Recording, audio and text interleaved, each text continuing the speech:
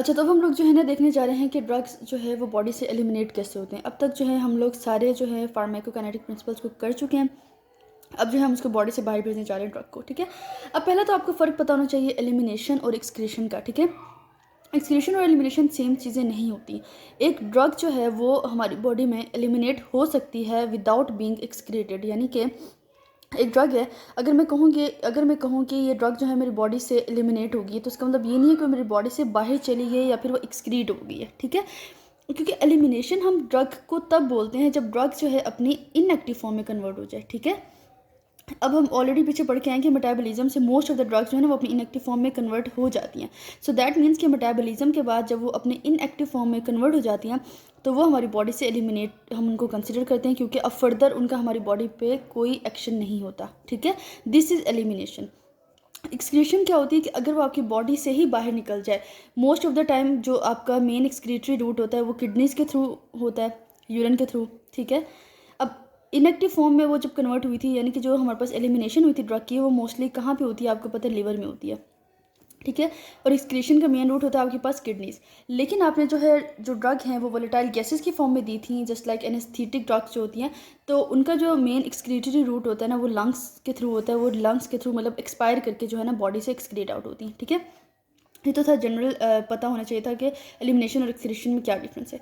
इसके अलावा एक और चीज़ जो है बताई गई है, उसमें ये बताया गया है कि कुछ ड्रग्स हमारी बॉडी में ऐसी होती हैं जो कि रिसेप्टर्स के साथ बहुत ही स्ट्रांगली बाइंड करती हैं, इरिवर्सिबली बाइंड करती हैं। तो उससे क्या होता है कि ब्लड में जो है ना उनका लेवल कम हो जाता है। तो हमें ऐसा लगता है कि ब्लड से वो निकल गई हैं, ख़त्म हो गई हैं, तो उनका बॉडी में कोई एक्शन नहीं है, हालांकि ऐसा नहीं होता। इसकी एग्जांपल है आपके पास फेनॉक्सीबेंजामीन। जो आपके पास फेनॉक्सीबेंजामीन होती है, ये आपके पास जो है ना अल्फ़ा ब्लॉकर होता है, ठीक है। ये अल्फ़ा ब्लॉकर यानी अल्फ़ा रिसेप्टर्स पे एक्ट करता है, ठीक है। और इसकी बड़ी मतलब स्ट्रॉन्ग उसके साथ अफिनिटी होती है और बहुत मतलब इरिवर्सिबली बाइंड करता है। 48 आवर्स तक जो है ना ये उसके साथ बाइंड रहता है और 48 आवर्स तक जो है इफेक्ट प्रोड्यूस करता है। लेकिन जब हम लोग ये ड्रग देते हैं तो हमें क्या पता चलता है कि 1 आवर से भी पहले पहले वो पूरे ब्लड के अंदर खाली हुई होती है। क्यों? क्योंकि वो जाती है और रिसेप्टर्स के साथ बाइंड कर जाती है। लेकिन 1 आवर्स के अंदर अंदर ब्लड के अंदर तो उसका लेवल 0 हो गया, लेकिन उसका इफेक्ट 48 आवर्स तक चलता है।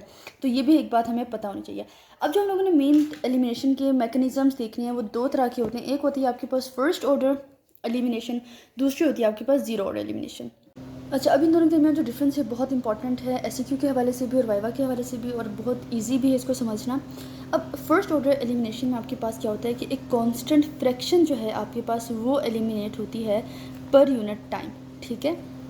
जबकि ज़ीरो ऑर्डर में आपके पास क्या होता है, एक कांस्टेंट अमाउंट जो है वो हमारे पास जो है ना एक्सक्रीट होती है पर यूनिट टाइम, ठीक है।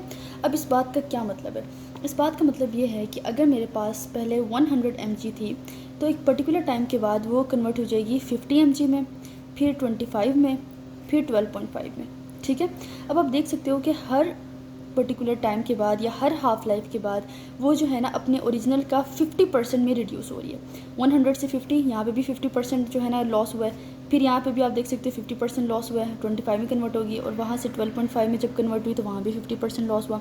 तो आप कह सकते हो कि एक कांस्टेंट फ्रैक्शन यानी कि 50% एक कांस्टेंट फ्रैक्शन है, वो जो है ना वो एलिमिनेट हो रही है पर यूनिट टाइम। जबकि ज़ीरो ऑर्डर में आपके पास क्या होता है, कांस्टेंट अमाउंट रिलीज़ होती है, सॉरी एक्सक्रीट होती है। जैसे पहले 100 था तो अब वो हमारे पास एक्सक्रीट होगी जी 90, फिर हमारे पास होगी 80, फिर होगी हमारे पास 70। यानी कि हर पर्टिकुलर टाइम के बाद जो है ना हमारे पास एक कांस्टेंट अमाउंट एक्सक्रीट हो रही है, और इस केस में जो है हमारे पास जो कांस्टेंट अमाउंट है वो 10 mg है, ठीक है। तो ये आपने डिफरेंस याद रखना है कि फर्स्ट ऑर्डर में कांस्टेंट फ्रैक्शन ने एक्सक्रीट होना है, ज़ीरो ऑर्डर में कांस्टेंट अमाउंट ने एक्सक्रीट होना है, ठीक है। ये तो फर्स्ट हो गया। अब दूसरा जो इसमें पॉइंट आ जाता है डिफरेंस का, वो हो जाता है कि फर्स्ट ऑर्डर काइनेटिक्स में हमारे पास जो हाफ लाइफ होती है वो कांस्टेंट होती है, ठीक है। हाफ लाइफ के अंदर कोई चेंज नहीं आ रहा, वो एक पर्टिकुलर टाइम के बाद, जैसे आप देख सकते हो कि लेट से मैं यहाँ पे 2 आवर्स का कर दूँ हाफ लाइफ, तो एक पर्टिकुलर टाइम के बाद लेट से कि 2 आवर्स के बाद जो है ना वो 50% में रिड्यूस हो रही है। हाफ लाइफ क्या होता है कि एक पर्टिकुलर टाइम के बाद ड्रग जो होती है ना अपनी ओरिजिनल का 50% के अंदर कन्वर्ट हो जाती है। तो यहाँ पे आप देखो 2 आवर्स के बाद 50 में 100 से 50 में कन्वर्ट हो गया, फिर नेक्स्ट 2 आवर्स में 50 से 25 में, फिर नेक्स्ट 2 आवर्स में 25 से 12.5 में। सो हाफ लाइफ जो है कांस्टेंट होती है फर्स्ट ऑर्डर में।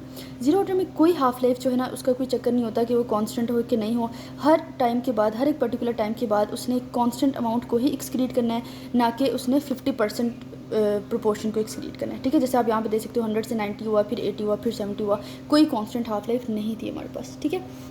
जो तीसरा डिफरेंस हम लोग करने जा रहे हैं वो ये है कि जो रेट ऑफ ड्रग एलिमिनेशन है फर्स्ट ऑर्डर के अंदर, यानी कि जो रेट ऑफ ड्रग एलिमिनेशन है वो डायरेक्टली रिलेट करेगी कंसंट्रेशन ग्रेडियंट के साथ, यानी कि जितनी ज़्यादा प्लाज्मा में ड्रग की कंसंट्रेशन होगी उतनी ज़्यादा उसकी एलिमिनेशन होगी, ठीक है। जैसे पहले अगर मैं 500 mg की बात करूँ, ये ज़्यादा है ना, तो जब एलिमिनेट होगी नेक्स्ट टाइम तो वो 250 एलिमिनेट करेगी, ठीक है। अगर मेरे पास प्लाज्मा में ड्रग जो है 5 है तो वो जस्ट 2.5 mg को एक्सीड करेगी, यानी 50% उसने निकालना है ना। तो जितनी ज़्यादा ड्रग के अंदर कंसंट्रेशन होगी उतनी ही ज़्यादा उसकी रेट ऑफ एलिमिनेशन होगी, जबकि यहाँ पे इसका कोई ऐसा चक्कर नहीं है। रेट ऑफ ड्रग एलिमिनेशन जो है ना वो इंडिपेंडेंट होती है कंसंट्रेशन ग्रेडियंट पे। जितनी मर्जी प्लाज्मा के अंदर उसकी कंसंट्रेशन, उसने एक पर्टिकुलर अमाउंट को ही एक्सक्रीट करना है पर यूनिट टाइम, ठीक है। ये हो गया तीसरा डिफरेंस। चौथा डिफरेंस जिसमें हम लोग करने जा रहे हैं वो ये है कि जब हम लोग इसका ग्राफ ड्रॉ करते हैं तो हमें क्या नज़र आता है। अब मैं यहाँ पे जब ग्राफ ड्रॉ करती हूँ, मुझे नीचे यहाँ पे टाइम हम लोग लिख देते हैं, यहाँ पे हम लोग जो है ना प्लाज्मा के अंदर ड्रग की कंसंट्रेशन देख रहे होते हैं, ठीक है। अब क्या होता है कि टाइम के साथ साथ जो है ना प्लाज्मा के अंदर उसकी कंसंट्रेशन तो कम हो रही है, लेकिन स्टार्टिंग में जो है ना आहिस्ता आहिस्ता हो रही है, फिर तेज़ी से हो रही है। देखें, अगर मैं पहले बात करूँ 500 mg की, तो वो जो है ना पहले 250 में कन्वर्ट होगी, फिर उससे ऑनवर्ड जब कम होती जाएगी तो आप देखोगे कि तेज़ी से जो है ना आगे कम, मतलब क्योंकि देखें ना आहिस्ता आहिस्ता वैल्यू कम होती जा रही है, तो तेज़ी से हमारे पास जो है ना एक्सक्रीशन हो रही है उसकी, ठीक है। सो ये हमारे पास जो हम कहते हैं कि जो ड्रग की एक्सक्रीशन हो रही है वो हमारे पास किस फॉर्म में हो रही है, एक एक्सपोनेंशियल फॉर्म में हो रही है। जबकि इसके केस में क्या होता है, ज़ीरो ऑर्डर के केस में क्या होता है, यहाँ पे आपके पास जो है टाइम आ जाता है, यहाँ पे प्लाज्मा कंसंट्रेशन आ जाती है ड्रग की। इसमें चूँकि कांस्टेंट अमाउंट नहीं रिलीज़ होना है, एक्सक्रीट होना है, तो हमारे पास जो है ना एक लीनियर हमारे पास ग्राफ आ जाता है, यानी कि लीनियर वे में प्लाज्मा के अंदर जो है ना उसकी कंसंट्रेशन कम हो रही होती है, ठीक है। ये हो गया। उसके बाद जो हमारे पास लास्ट डिफरेंस है वो है जी हमारे पास एग्जांपल्स का। तो हम लोग कहते हैं कि फर्स्ट ऑर्डर काइनेटिक्स को जो है ना most of the drugs follow कर रही होती हैं, ठीक है, जबकि जीरो ऑर्डर काइनेटिक्स को बहुत गिनी चुनी ड्रग्स हैं जो फॉलो करती हैं, जिसमें एक तो आपके पास जो है एथेनॉल आ जाता है। एथेनॉल को जिस मर्जी आप डोज में दे दो, उसने जीरो ऑर्डर काइनेटिक्स को फॉलो करना है। जबकि आपके पास जो है ना फेनिटोइन, ठीक है, और जो आपके पास होता है एस्प्रिन, ये कब जीरो ऑर्डर काइनेटिक्स को फॉलो करती हैं, जब आप इनको हाई डोजेज़ में देते हो, ठीक है। तो ये जो थी ना हमारे पास 5 बड़ी इंपॉर्टेंट डिफरेंसेस आ जाते हैं first order and zero order kinetics की। इसको जो है आप कहीं टेबल के फॉर्म में नोट कर लीजिएगा, इससे जो है आपको याद करना भी आसान होगा और आपको याद भी अच्छे से होगा। तो यहाँ पे तो जो है हम लोगों ने फार्माकोकाइनेटिक प्रिंसिपल्स कर लिए जो मैंने आपको बताए थे ADME से, ठीक है, जिसमें हमने एब्जॉर्प्शन किया, डिस्ट्रीब्यूशन की, मेटाबॉलिज्म की एंड देन अल्टीमेटली एलिमिनेशन कर ली, ठीक है, जो कि हम लोगों ने बेसिक प्रिंसिपल्स के अंदर पहले स्किप किए थे। अब हम बाकायदा चैप्टर 3 में जो ना हमें टर्मिनोलॉजीज़ दी हैं हम वो करेंगे।